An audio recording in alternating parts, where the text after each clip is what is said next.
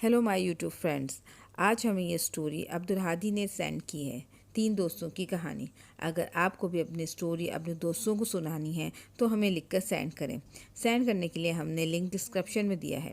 आइए देखते हैं अब्दुल की स्टोरी 3 दोस्तों की कहानी।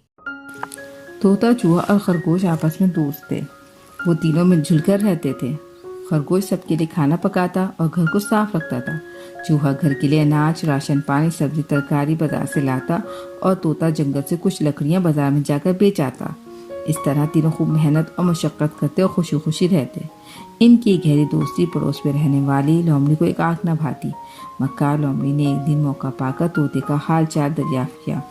लोमड़ी बोली, हाय भाई, तू ही है जो इतनी ज़्यादा मेहनत करता है। दिन भर जंगल में लकड़ियाँ इकट्ठी करता है और तेरे दोनों साथी घर बैठकर आराम करते हैं।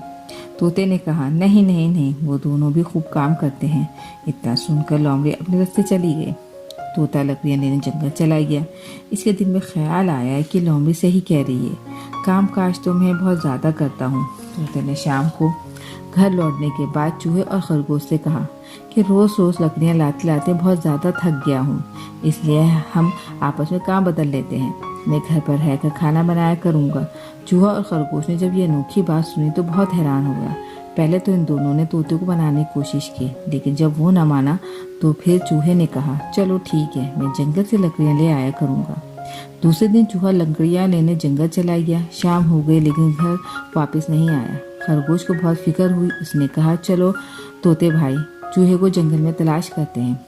तोता बोला, तुम घर पर ही रहो, मैं खुद जाकर देखता हूँ कि चूहा को देर कैसे हो गई। तोता थोड़ी देर बाद लौटा तो बहुत उदास था। इसने खरगोश को बताया कि जब चूहा लकड़ियाँ लेकर घर आ रहा तो बिल्ली ने इसे मारकर खा लिया। खरगोश की आंखों में आंसू तैरने लगे। तोता भी रोने लगा कि तीनों दोस्तों में से एक की मक्कार लोमड़ी के बहकाने की वजह से जान चली गई।